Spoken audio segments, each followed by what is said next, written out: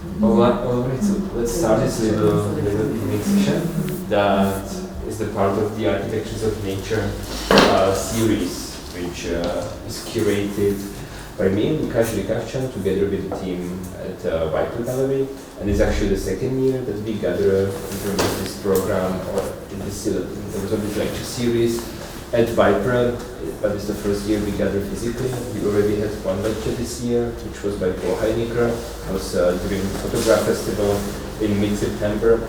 And we're also going to have one more lecture, which it will be in mid-December by Anastasia Kubrak, but I'm going to talk more about that later. So for now, let me warmly welcome both you, dear guests, and also the most distinguished guest we have here today, and that's Merve Bedir, who's an architect and a researcher that currently has a position both at Hong Kong University as a lecturer and also as a research fellow at BAK, Basis voor Actuele Kunst, in Utrecht, in the Netherlands. And Merve did her PhD at Technical University in Delft and published at some of the leading architecture journals like Architectural Design or Fundamentalist. And her work, or the reason why I invited her, is that she is one of those researchers that I guess made like a very important insight about like how landscaping changes today because of changes in the basic units from which we can make up some kind of landscape organization. And in this case, this basic unit is worker, or the human or non-human. And that's also the reason why her architectural focus is mainly on automation and on something that we can colloquially call automated landscapes. So I'm not going to talk that much about or more about this concept of automated landscapes. I would like Merve to introduce more this concept, and I'm really looking forward mainly to see one of the examples of your research that you're going to share with us at the beginning. That's going to be roughly 20 minutes, and after that we're going to follow with 20 minutes conversation between me and Merve, and then we're going to open up to questions from the audience. But of course I'll keep checking the sort of excitement in the room, and perhaps there will be time for some questions even sooner. So it doesn't have to be like strictly defined like into these 3 blocks. So yeah, give Merve also a warm welcome, and let's see what she prepared for us. Thank you so much for coming. No, I mean, yeah, thanks a lot, Lukáš, for inviting me, and Irena for inviting me, for everything that you have done for me to be here. I can imagine it's very weird to get together after being at home, I guess. I mean, like, I don't know how many public conversations you are joining these days, but for me, it's certainly interesting to come back to speak. And I'm already very good at speaking long, so I told Lukáš to shut me up after 20 minutes because we can't keep talking after that. I'll start with a video. This video was shown in the Urbanism Architecture Biennale of Shenzhen in 2019 when Carlo Ratti curated it. And actually it was the Biennale that basically in December we installed it, and then in January the virus news was out, so basically hardly any people saw it. So yeah, so it's also an opportunity to share with more people the work. So it has sound, so I'll start with, let's say, like 1 minute with the sound on, and I won't speak, and then I will mute it and I will talk over it while the video is running.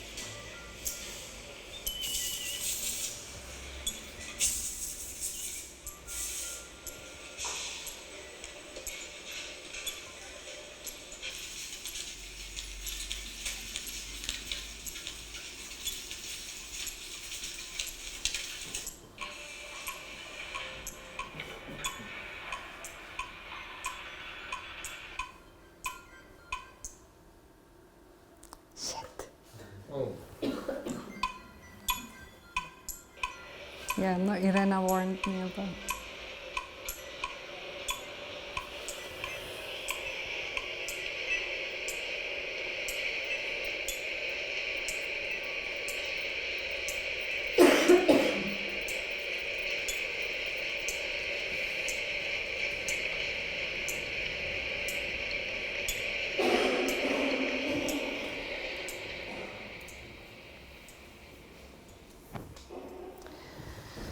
Okay, so basically the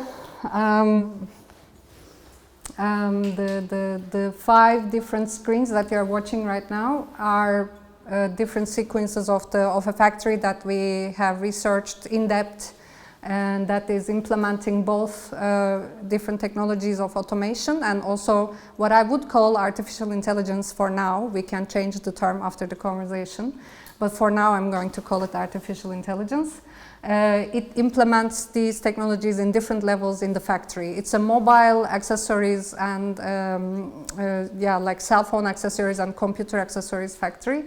They produce around 50 products. So they have, let's say, production lines that serve the production of 50 different products.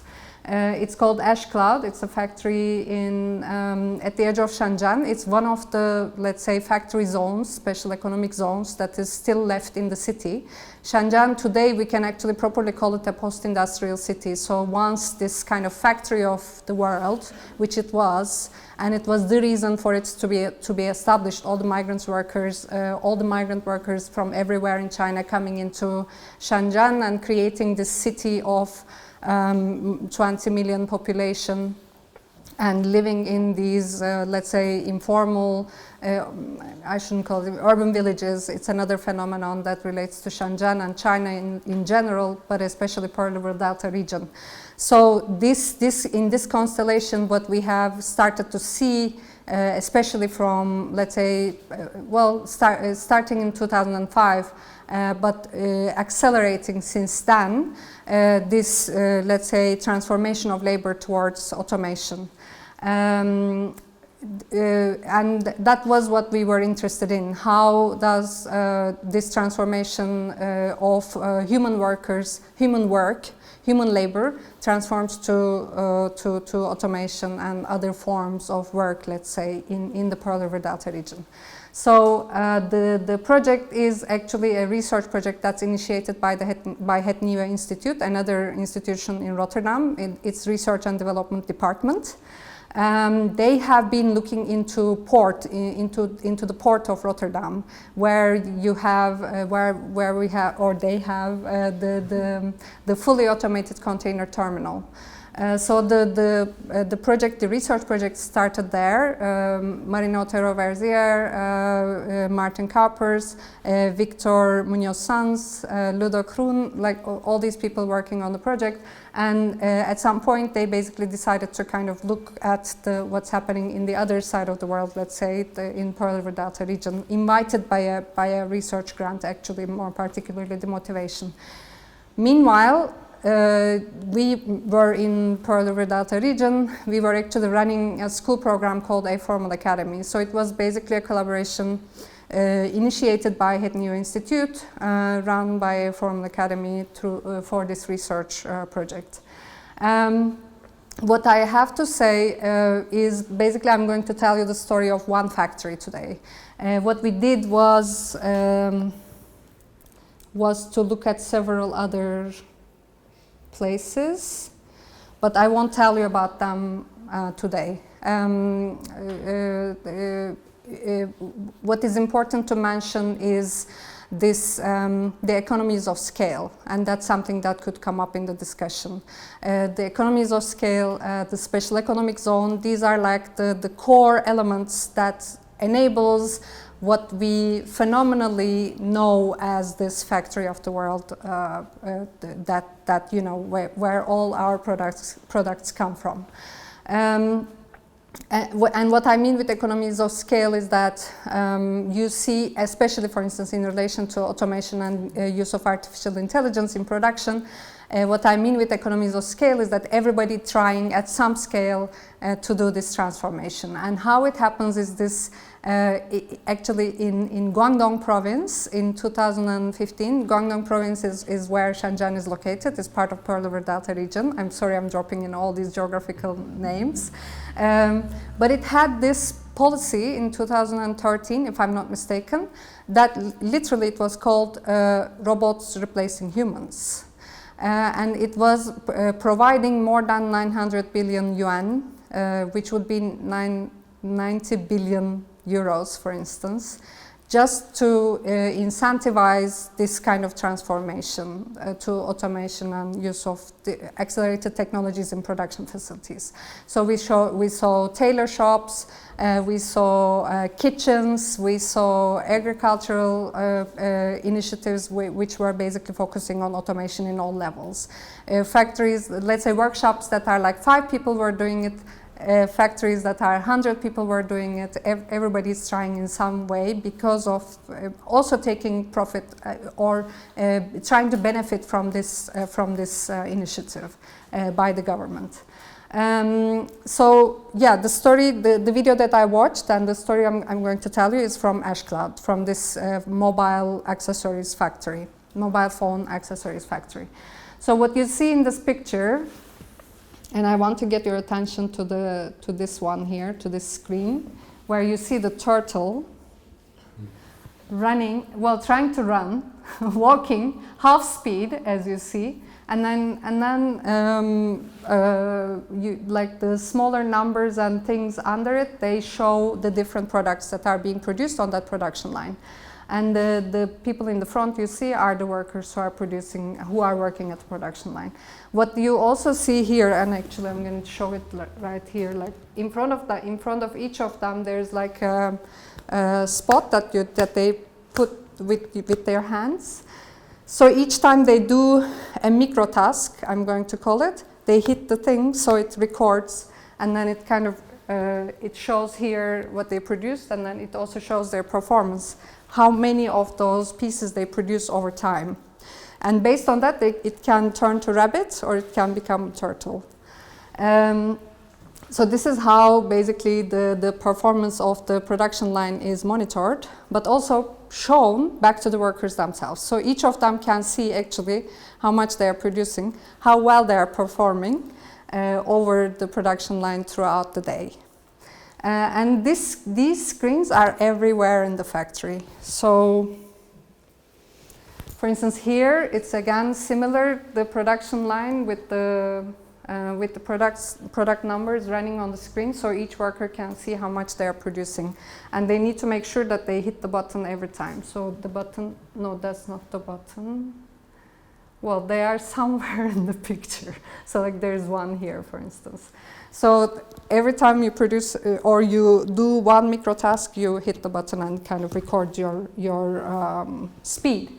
The other thing that this screen, what you see in the screen, is this one here. It actually teaches you how to do a certain task. Another microtask, or for instance packaging in this case, it shows you how to do it depending on the model, the case, and how it is going to get into the box. So this is like already the next level, and so on. Here it actually shows one of the other microtasks is about maintaining or like taking care of certain products. So here she's, for instance, cleaning, but cleaning the case of the mobile phone. But in this case, it shows how that is going to happen, and we are actually looking at the logistical space of the factory. And you see on the screen here, it relates to something else that's about, let's say, packaging and distributing. So all of these boxes have QR codes on it, and then they're all moving, which are another part of the factory, scenario of the factory that I'm going to tell you more on.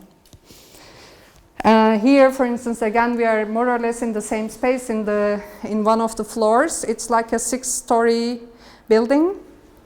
That's like an entire shell with floors, and pretty much it, like columns and air conditioning and so on. So this floor is more about, let's say packaging and distribution. And here you see details about how these units come together in a certain box, and then how it fits into the crate, and then how it's shown in the monitor and so on. Another one, again, from the logistical space, I'm going to call it, which again relates to packaging and distribution. And for instance, like she is there, number 4, and each worker and work is regulated, monitored, and presented, actually shown back to the workers in the factory. Another part of the factory floor, the logistical floor, where basically we see no people for now, I mean, but also potentially most of the day. Here is where actually possibly we see the least amount of humans. So in that sense, like this could be the humanless space in a person, it's not necessarily the aim, but it becomes a consequence, where basically these barcodes here and the QR codes of different crates, they're all moving around.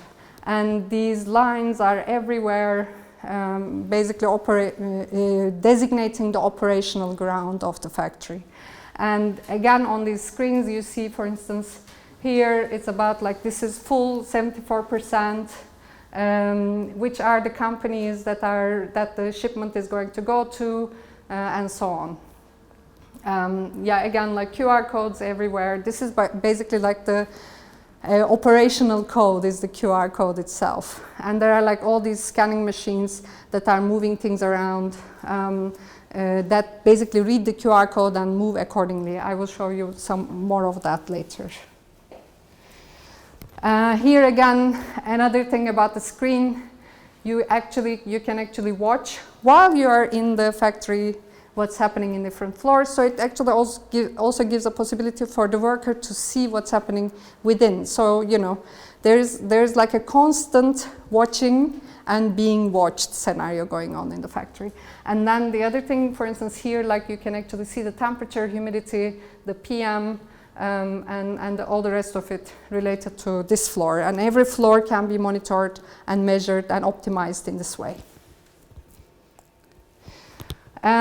This is actually like this door here is how you come into a certain floor, and then this pad here where you register your face, and then through this pad you can also see like where you can zoom into certain cameras and focus on certain parts of the room and see what is going on in the space.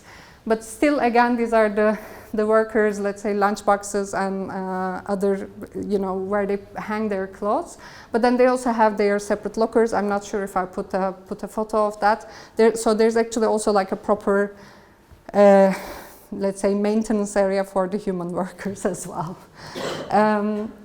But yeah, I mean, for me, this photo is kind of fascinating to show still the diversity in the factory. So here is where the app comes into the app that manages the whole factory looks like. So everything that you saw, you have seen on the screens that I show you that happened on the screens, they are actually managed by this app. It's called Enterprise Resource Planning System, which basically by Ashcloud, it is defined as this, you know, the ideal factory, the factory in reality, and the Ashcloud model. The idea is to kind of create a kind of system where everything is connected to each other.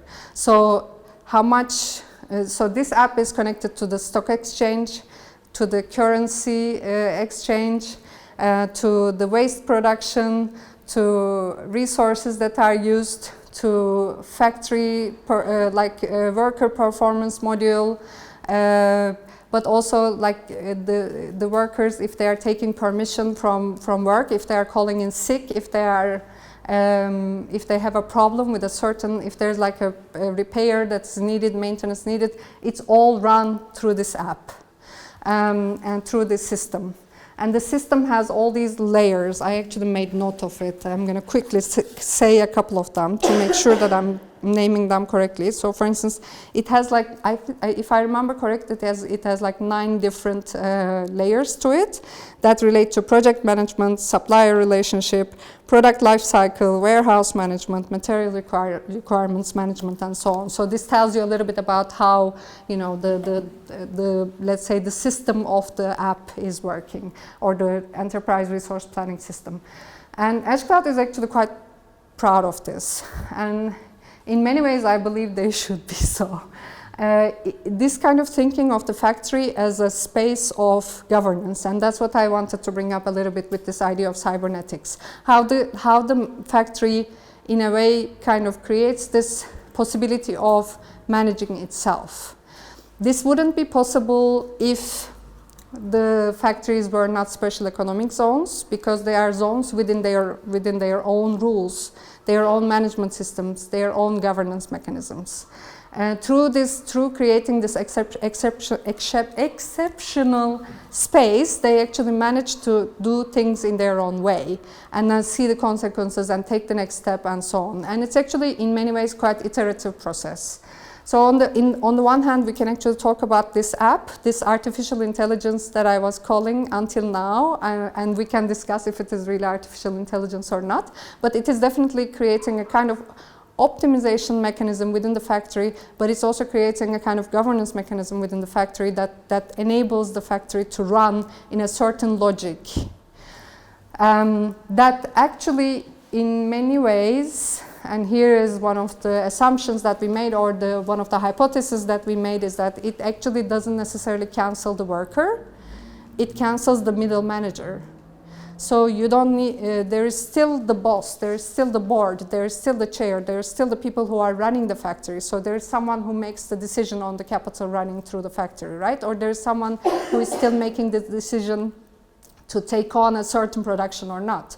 So that is still there, the human worker is still there, and I'm going to show you some of the pictures of the robots that are operating within the factory as well. But this the human workers, the automated machines, and the people working in the office spaces, and let's say the management board, they actually create this kind of ecosystem of the factory that is somehow governed through this application. And here are the automation mechanisms. So this one, for instance, is one simple one to make a certain task easier. Another one is this robot that kind of moves things from the ground and puts them on the production line. Another one is this AGV, automated guided vehicle, that runs on this blue line. That's the only thing it does. And this dotted line here shows where it will stop. And there's also a QR code that you know, the eyes of the machine is on the floor. It looks on the floor, and it kind of registers, scans where it needs to stop and move. And through the QR code, you are basically managing how the machine will be running. And what it does is basically it goes in between all these production lines. So that was one thing. Maybe that's the second hypothesis, which is about the human-machine interaction. So in all cases that we spoke to, and we can get into the details later, what we saw, and very much also in Edge Cloud as well, there is no direct incentive to actually transform work to machines, because the human hand is still more precise than the machine, because the human is actually still more flexible than the machine. The human is still more easily maintained than the machine. If the machine breaks down, you have to wait God knows how long until someone comes and fixes it.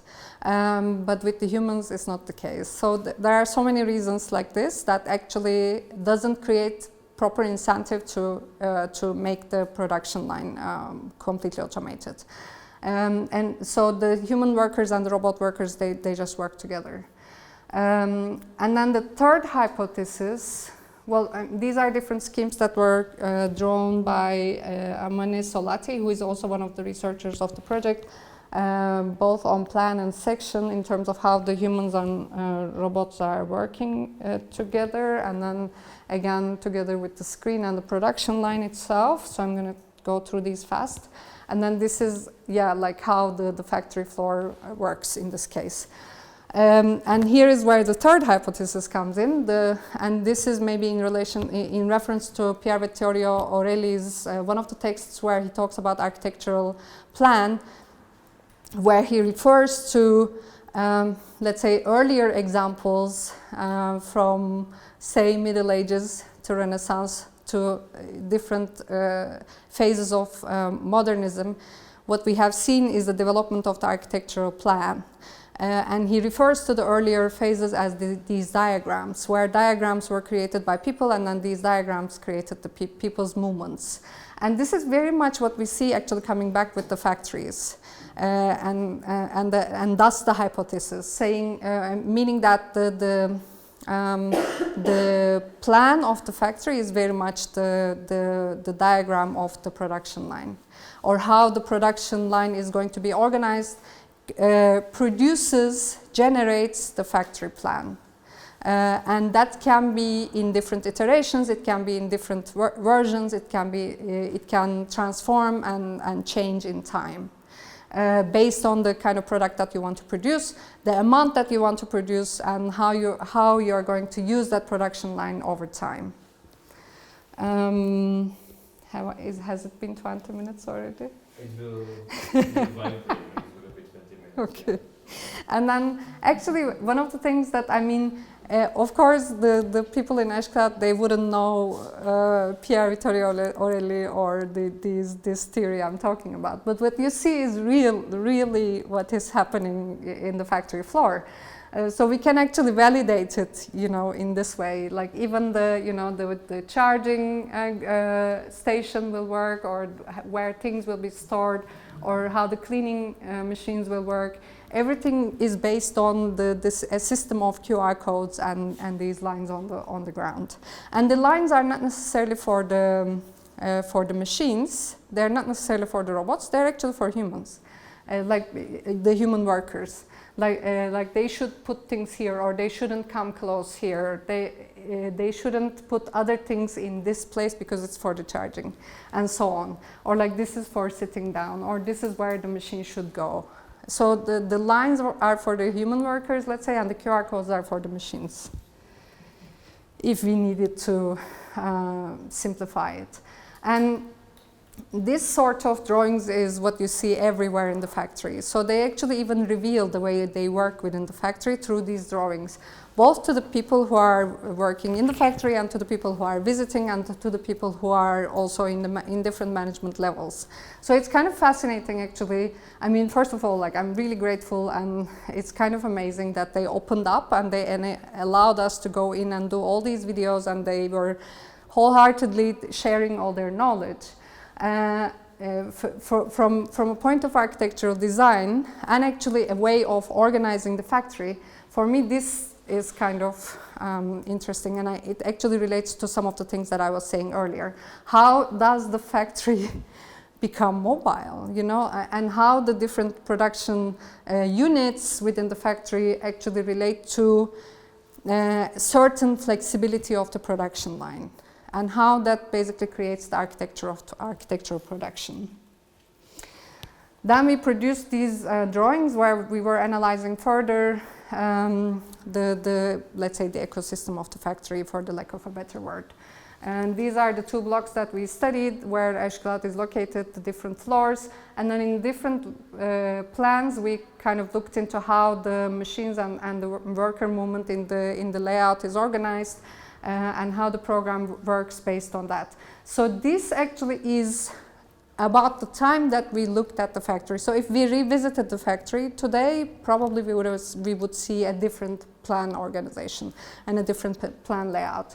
So what I would emphasize in that sense is, like, maybe these two zones are continuously there because they relate to circulation, they relate to different maintenance and repair aspects within the factory, but then everything in the middle can be reorganized in time. The only thing that they really manage to do is the movement of the workers and the movement of machines. They don't touch each other. The circulation of the human worker and the circulation of the machine worker is separated, but they still work together. So I'm also not talking about a complete separation in terms of physical space. Then we looked into different functions, or let's say parts of production, and how they are taking space in the layout of a certain floor, literally like mapping out different microtasks and how they sit on certain production line, and so on. I mean, what I have to say is really everything is coded and everything is monitored and everything is, you know, about the performance of the factory in total. I'm going to finish with this. Well, basically the video that you saw, how we exhibited it in the Biennale, was on these 5 different screens. You would watch different channel from the view of the camera, from the view of the worker, from the view of screen, and so on, from the AGV, automated guided vehicle. And then on the floor you would have these different layers of the system, enterprise management system. And in the middle, this is basically what we call the clock of the factory, how a certain time, understanding of time, and through that also actually, which relates to the idea of cybernetics and relates to the idea of spatial economic zone, how the clock of the factory works. And what is in the middle is a clock from 11th century that's invented by a Chinese inventor, but maybe I shouldn't get into it, and we can. Maybe just do that. Shall I mean, just one sentence. The reason that we wanted to the reason we wanted to do this clock of the factory was this document we found from 11th century, Susong's astronomical clock, where basically he thought of this clock which would relate the flow of the water, the rhythm of the flow of the water, to the celestial, to the outer sky, to the stars, and to the cosmology, let's say. And this was for us an inspiration to look at the factory as a clock. And also in that sense, how from 11th century to, let's say, 21st century, we have a completely different understanding of time and daily life and work and so on. So with that, because that's another subject, with that I can stop and then... Okay, yeah? Thanks so much. I mean, this was a really nice input to start the conversation with, because I actually remember being in the same factory in 2018 and remembering exactly like these, totally unexpected moments, like when I saw all those QR codes that were actually suddenly something that became like an aesthetic imprint of the whole space. And the moment when I realized that actually like this is it has some kind of visuality, but that visuality at all is not meant for humans, because those QR codes, especially I read by those AGVs, were moving on the floor of the factory.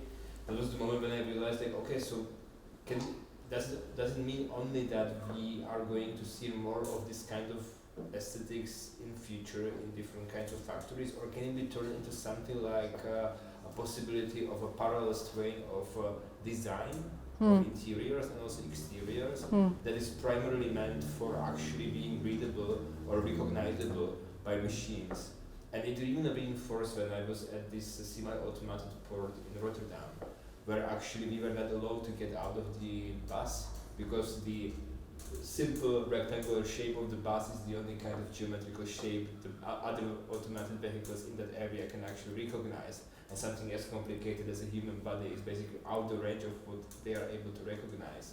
And so my question is perhaps like, do you see more of these examples of basically standardization of these basic units from which the landscapes are being built based on actually limited capacities of those machines, or actually not that intelligent, consequences, or not that intelligent properties of those machines?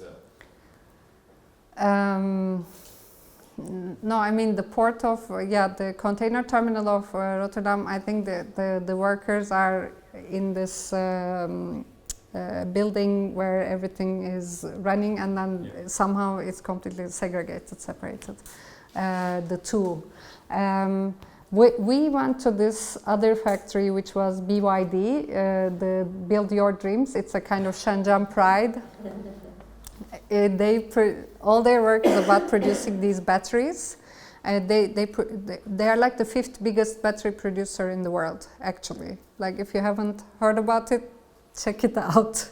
They produce everything from A4 batteries, A0 batteries. Anyway, they produce everything from batteries that we use in everyday life to electric car batteries and so on. Also for buses. Entire Shenzhen taxis run they are actually BYD cars and so on. So in this factory, we visited that factory, and that factory was where I wasn't able to make videos. There, maybe, I was the only person visiting, and then one zone, and then wait, we made a drawing of it.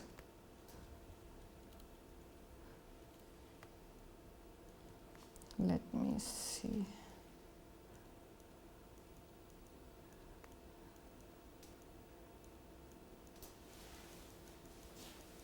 Here. So, let's say this is me, or the visitor zone. This is the zone of the engineer or the manager. Through this station, they overlook the entire production line. And the reason that they can do it is because it's a battery factory. It's a very standardized production. And they have actually managed to automate most of the work. And in order to answer your question, I don't think, so this may be the difference between the East and the West in that sense, that in the Netherlands, for instance, you have the entire segregation of these areas, whereas in Pearl River Delta region, you don't necessarily see entire segregation, where people are still very much living together with technology or working together with their, let's say, machine companions. But I do think that, let's say, in terms of an organizational principle and a way of architectural design, there are more hints that direction will be that way, towards more, let's say, containing the human, and let's say creating a kind of diagram where you have more control over the machine, more control over the human than the machine. Yeah, I was asking that mainly because it's actually easier to segregate the humans from the machines, and teaching machines how to recognize humans. Exactly. And so, as I'm listening to you now, at the beginning I thought that there is actually some way how to relate these special economic zones of, let's say, Pearl River Delta, or also other parts of the world where we find different special economic zones. And this is like a bit newer concept of human exclusion zones, but now it actually makes sense less and less as I'm thinking about that and listening to you, because there's obviously a lot of cultural difference in how we treat this interaction and separation of the human and machine in these kind of landscapes, and that kind of problematizes also what I wanted to ask you. But no, I think, in a way, like where we met in Hong Kong, you also see how much screen space is the space of the city. It's actually a co-producer of the urban space. So I also think that it will go more in this direction, actually, more in the West as well. But somehow it is, people are much more used to it. There's maybe a cultural aspect to it for sure in the Pearl River Delta region and potentially elsewhere in China. And maybe one more question before I open up to the audience, because I think there may be some questions that can be also specific about the context of automation, let's say in Eastern Europe, or the lack of automation in Eastern Europe. Because when I, for example, been to Alza warehouse, which is actually one of the e-shops or retails, like sort of like a local Amazon equivalent here in Czech Republic. They told us that they have only 2 robots in the whole country, and they are just testing whether it's actually useful to use them at all. Mm-hmm. But the major factor is the price of labor in the country, which actually affects heavily like how, hindered the automation is here. And so I wonder whether that was also the case in China. And especially when you mentioned the government subsidy program. Yes, so yes. Was that the major factor? Yes, totally. Okay. No, what I can say for sure is that, for instance, it comes in through several dynamics. So having government incentive is a kind of mode of operation also. Because in China everything comes with these 5-year plans. 5-year plans, 10-year plans, which I think was also the case here. And for instance, it was also the case in Turkey, where I'm from, in the 50s, before 50s, between 20s and 50s, this was the mode of operation. So everything comes with these 5-year plans. So there's a 5-year subsidy to incentivize automation and so on. But then there are also local dynamics too. When I say local, I mean, for instance, Pearl River Delta region, or particularly Shenzhen, where the wages are increasing, and people are when people start to accumulate wealth, they start to ask for more, rightfully.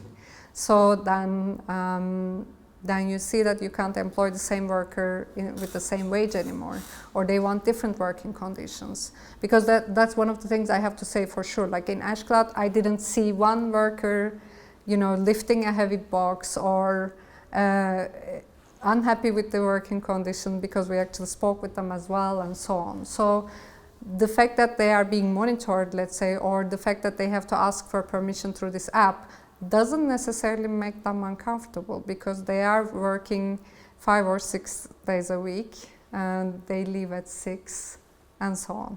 So, but what I'm going to say is because of this worker turnover, let's say, and the wages increasing and so on, automation actually comes in as an incentive for some of the work that is being rejected to be done by the humans. So automation actually in this case comes as a positive aspect for the managers or for the developers. What about the workers? Do they welcome it as well? For instance, in Ashclad they were, because their work will become more easy. But of course, every context is different, so we have to look at, before making like a blanket statement, because that's one, I don't want to do that for sure. We'll see what happens if this actually becomes the case, where there are where there are more robots working and more humans becoming unemployed, let's say.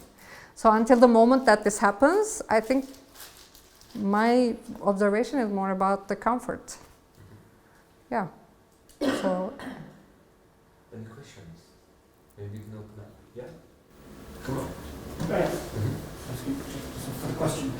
I have 2 questions. One is something that Łukasz started with, but I'd like to know more about, which is, what exactly are the incentives of the Chinese state to put so much emphasis on automation? Is it just wage increases, or are there other things as well? That's sort of the practical question. And I have a theoretical one, which is that I remember 30 years ago there was a lot of talk in architecture about cyborg spaces, Donna Haraway, Anthony Vidler, homes for cyborgs. My question is, could you call the special enterprise zones in China landscapes for cyborgs, or should we change your idea of what necessarily the cyborg is in relation to the new rule of the app? Thank you. Okay, I'll start with the simple one, the one on the incentives. No, there is certain, if we look at the core of it, it's still a young population compared to many other places in the world. There are a lot of workers. You need to create work, or you need to provide some sort of basic income where they don't have to work. So that can. So I mean, on the one hand, it might be the Marxist dream of, you know, like everybody having free time, all kinds of free time. Or it might be, you know, a big problem. So this is definitely something that needs to be figured out in time. But one of the things that I also know is that I actually made note of it. For instance, the average. This was something we took from a report of the International Federation of Robotics. In 2016, for 10,000 workers, in China it was 68 workers that are automated, I mean like robots. 68 over 10,000 were robots. In South Korea this was 631 over 10,000, and in Germany this was 309 over 10,000. So this gives you a feeling about, you know, this kind of competitiveness over technological acceleration. So in the case of, I mean, South Korea is a different example, so maybe that's even a case of its own. It's a very interesting place altogether, like how they bought Boston. Anyway, yeah, exactly. Anyway, so I mean, they're a whole different case, but like for instance, if you look at Germany, it is 5 times more than China, so there's certain idea about competition as well, I think, in terms of how technological acceleration will relate to production and will relate to competition and being the avant-garde or the forerunner of technological development in a certain place. So I think there's even that kind of dynamic that comes into play.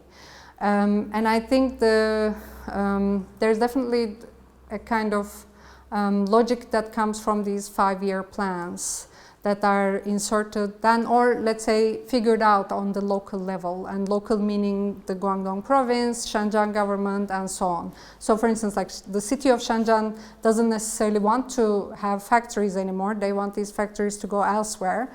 But then, for instance, Foshan city, which is right next to Shenzhen, it comes with its own incentives in terms of automation, or Dongguan, which is like the northern city, it comes with its own automation, incentives of automation, simply to pull these factories to their, within their cities, within their territories, because it will also come with certain wealth.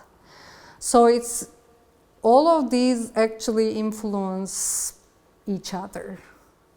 So it's not that, it's also not that simple to say that there's, you know, certain policy that's like imposed from top down that kind of is implemented over a huge population. It's also not like that, but there's certainly a kind of arbitrariness, if I may be arrogant to put it this way, that, let's say, they suggest in 5 years' time we will have so many jobs automated, and then on the local level it is tried to be figured out or rejected or articulated and so on.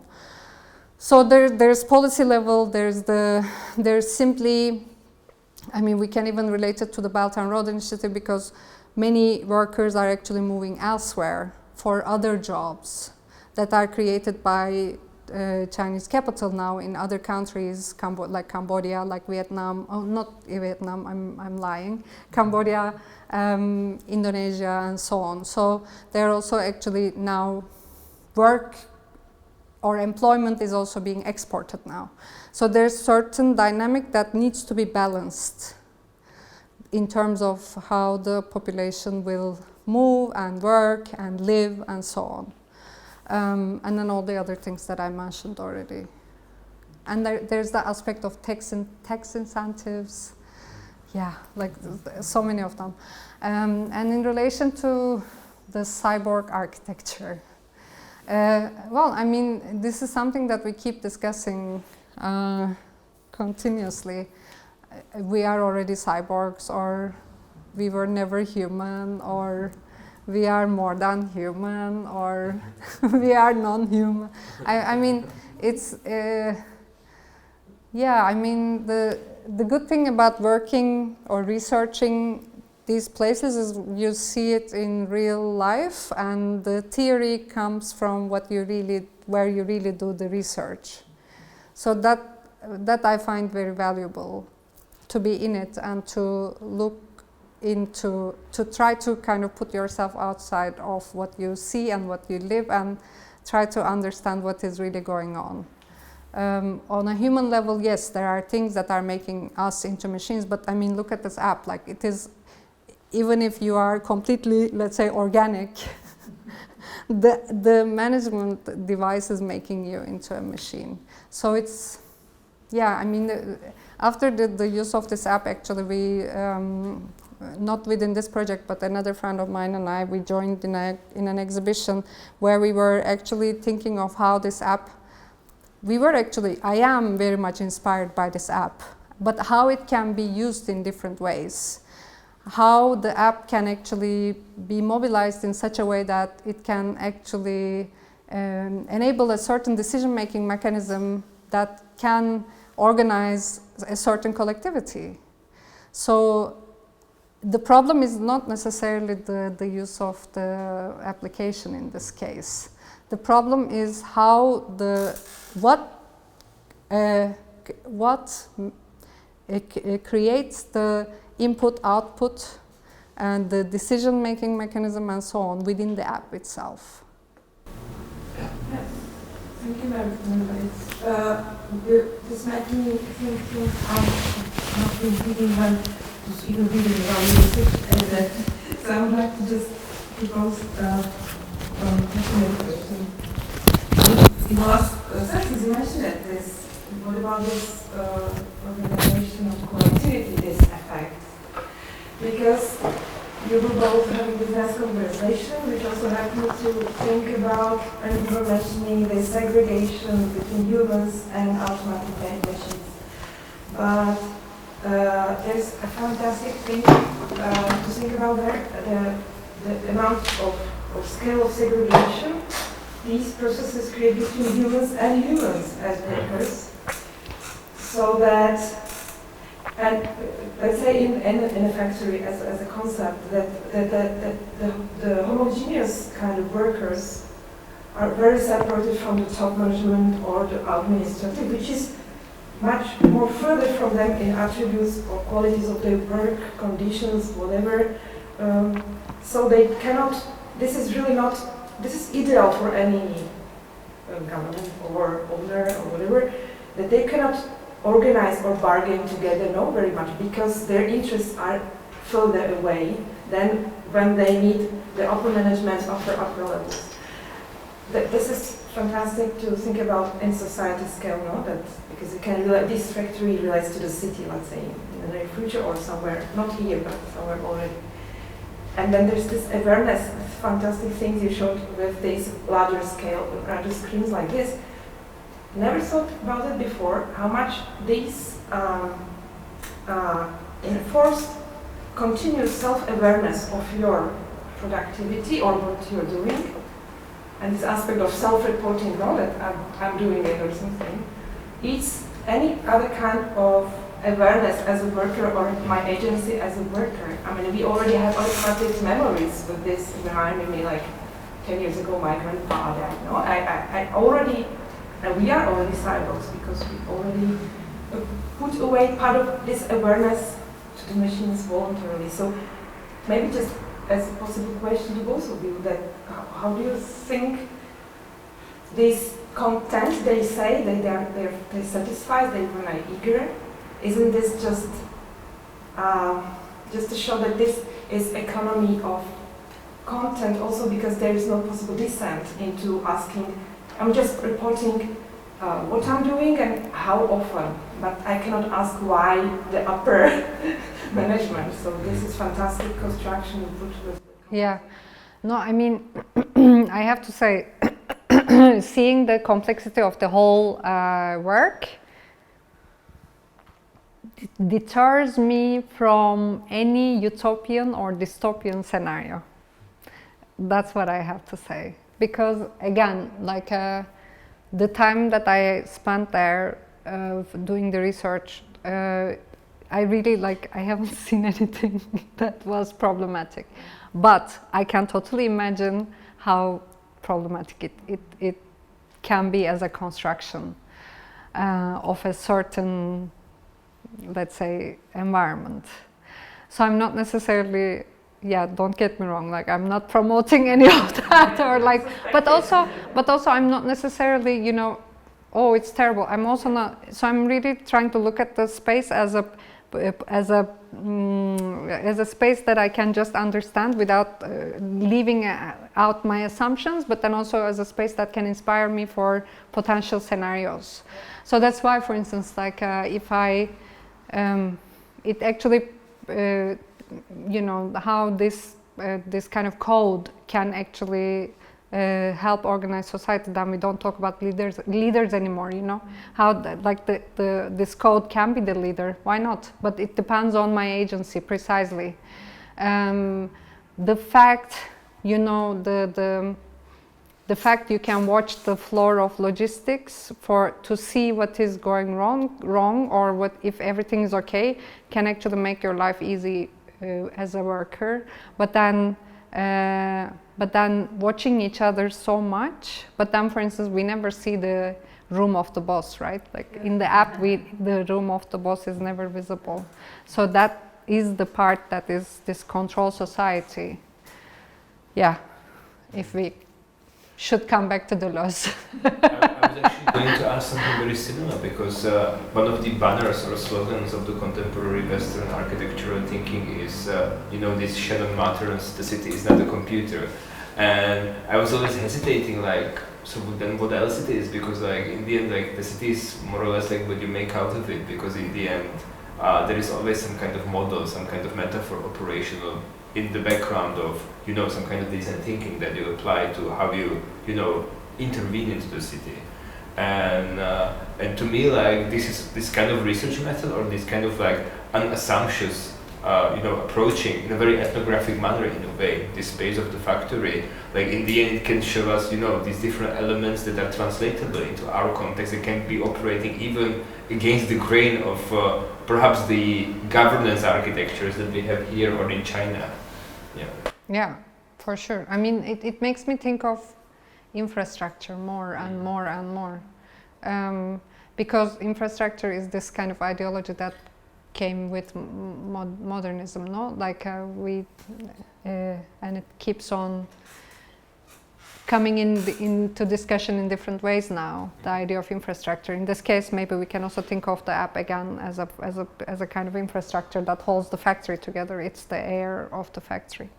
But then indeed there's also the kind of other infrastructures that kind of that are in the factory that we don't necessarily recognize, and those are the dynamics of the workers in between, and and so on.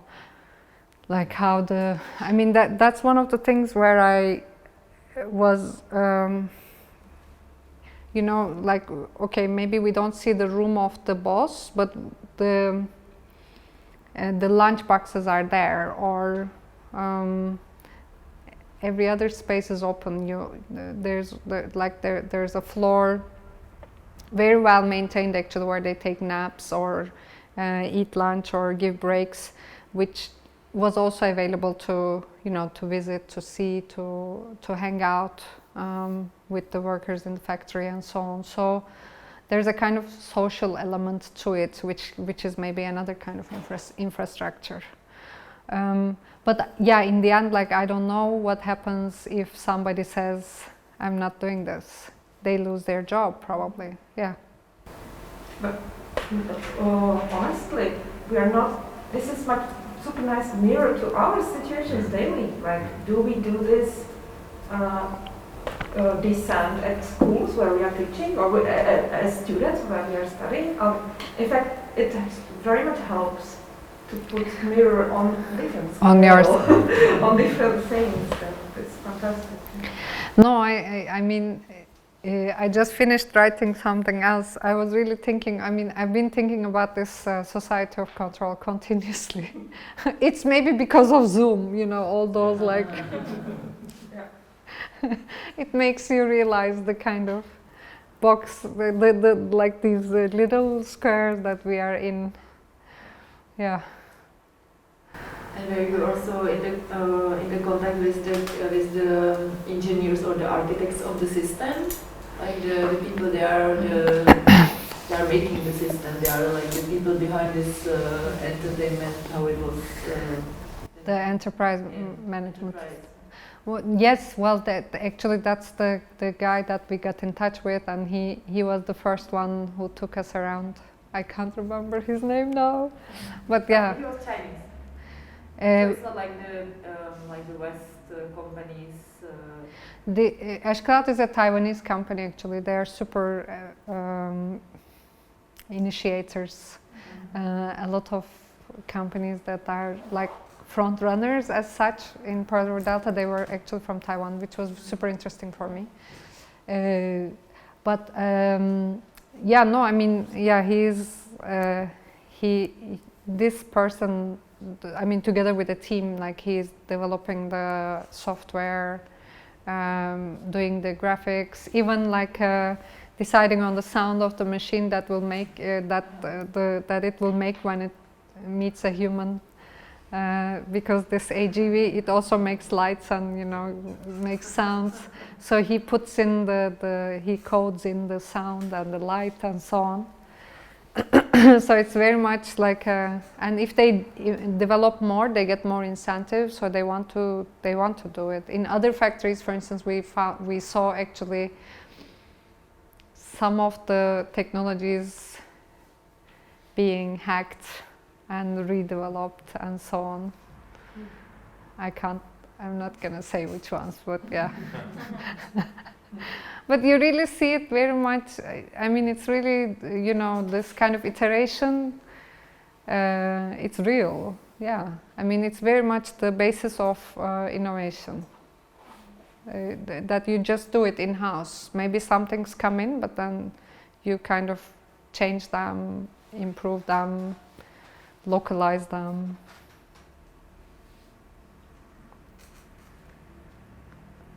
Alright, we have almost quarter past, and perhaps it's also a good time to wrap up.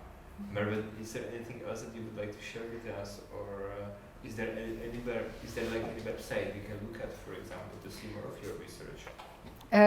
Basically, the video that I showed is in the New Institute website. Let me see. I had, so yeah, this is the moment I'm going to. So here you can see more of the, I mean, you can also look at other examples like dairy farms is from the Netherlands. This research data centers, I'm not sure where it is from. Factories is from Pearl River Delta. Container terminal from Rotterdam, and then you can see a bunch of publications here and the things that we have done in the past in relation to automated landscapes. And then in the Site magazine, there's a bit of a reporting of these factories. I can't remember which year it is from anymore. I think it's 2016. Recently, it was published again in Dixit. This is a publication from ETH. It's a new one. I'm not sure if they have it on digital, but it's printed magazine. Another one, Marina wrote an article in the Production Urbanism issue of AD, which is about the research that we did. Actually, nothing is automatic. Well, this is, let's say, more her interpretation, I would say. So this is the most recent one. There's a book coming, which I'm sure will be up here with the New Institute. And then, yeah, There's also one book called Work Body Leisure, which is from yes. There's also some That's also from New Institute. Okay. But basically everything from the New Institute, you can already, they're all here in the publications. So you can look at everything. Oh yeah, here, look, they do a good job of. But yeah, I mean, you can basically see most of the publications here already. And is the research ongoing? Can we look forward to see more of your case studies? The research is taking on other shapes, let's say, or also getting into collaborations with other places. But I mean, in that sense, for instance, Victor is in Delft University, so he's teaching a studio on more than human constellations next semester. Well, I've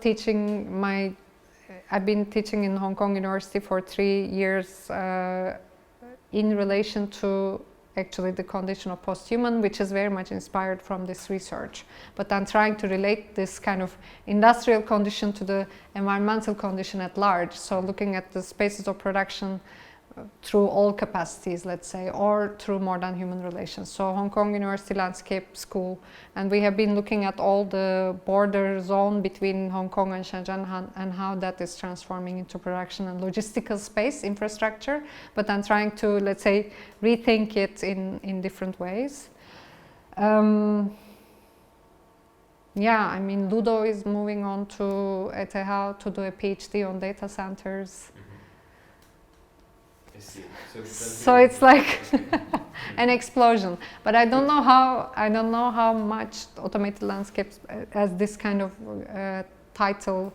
Yeah, I think that's kind of transforming. I see. Okay. Thanks so much, Merve. Thanks a lot.